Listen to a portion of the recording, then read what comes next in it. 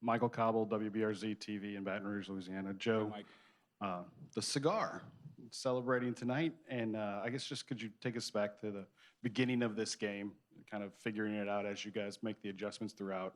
Were you injured during the course of the game, and how did you respond? I was fine. I was just fine. They had a great plan coming in. I mean, we knew they would. Brent Venables is the best in the country and at what he does, and he was mixing up the looks. I honestly couldn't figure out where they were blitzing from all night. We had great play calls, great coaching staff. I mean, this was a long time coming. This kind of speechless right now. This was fun. Right down here, very front row. Joe, Doug Mouton, WWL TV in New Orleans. Was it a point early in the game where you recognized they were underplaying Jamar Chase and you were just going to keep going as long as they were giving you a one-on-one with him, you were just going to keep going there? Yeah, the first couple of series, I didn't think there was any way that they were just going to play man with Jamar, so I wasn't really looking his way. And then I got back to the sideline after the second drive. I was like, they really are playing man-to-man with Jamar. So we started going to him heavy, and I mean, he played so well, and that's just the kind of guy that he is. He's worked so hard for that, all of our guys. Side. Oh. Sorry, go ahead. I'm good. Left side of the aisle, we're going to go right here in the midsection. Joe, Bill Bender, Sporting News. I know you said you're speechless, but for what's been made of your journey and for you to deliver on this stage, whether it was people in Louisiana, Ohio State fans, or even the people in Athens, Ohio, what's it mean to you to deliver this performance while all of those people were cheering you on?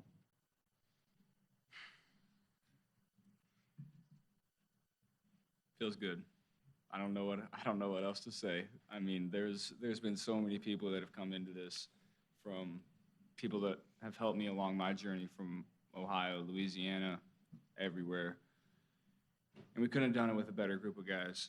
Not just football players, but great men that I just feel blessed to be a part of this. Okay, we'll come down here to the front row. Joe, Steve Moulton, ESPN Radio out of Huntsville, Alabama. That first pass to Moss that was called back felt like it took some juice out of the offense, and then to finally get it back, what really kick-started that offense after that first penalty? Yeah, that was, we felt like if we had got that one, we would have been rolling on that first drive, and we would have kept rolling. And it did kind of take the wind out of our sails for a second, and defense stepped up all game until we started to get rolling. And, we feel like you can't hold us down for forever. I think we're too explosive. Our coaches are too good. Our players are too good. Our O-line is too good. And, they had a great plan coming in. Like I said, Coach Venables is great at what he does, and it just took us a while to get it figured out. Come over here, standing on our far left. Hi, Joe. Mark Myers, AP Hi. Broadcasting. Heisman and then a national title in just a few short weeks. Tell me what kind of emotions are you feeling now? Some pretty good emotions. This is special. This doesn't happen. This doesn't come around every year. This is a special group of guys that really came together, and it's as close of a group that I've ever been around. I'm just so happy I was able to do it with Coach O, Patrick, and the rest of the guys in that locker room. We're now going to move over to our far right that's standing. Joe, Wilson Alexander over here from The Advocate. You talked so much about this incredible season that you weren't reflecting yet, that you were going to do it when it was over. Is it starting to set in what you've accomplished? Not yet. We're still celebrating. Give us a couple days. We got tonight. We got the rest of this week.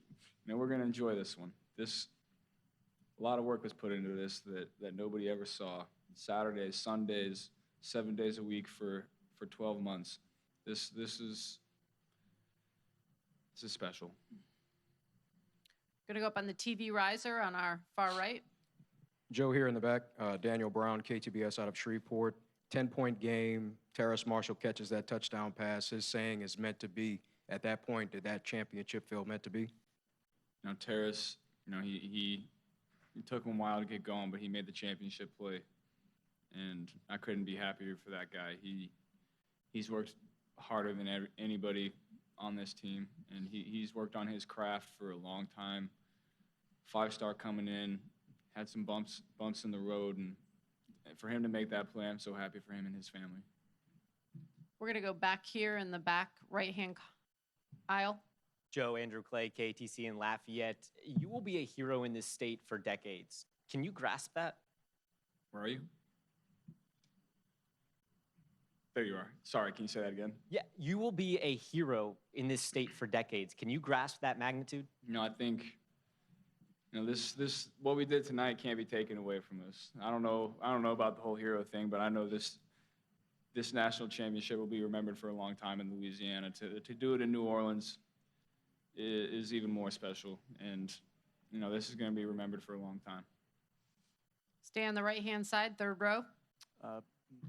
Patrick, Billy Witz with the New York Times.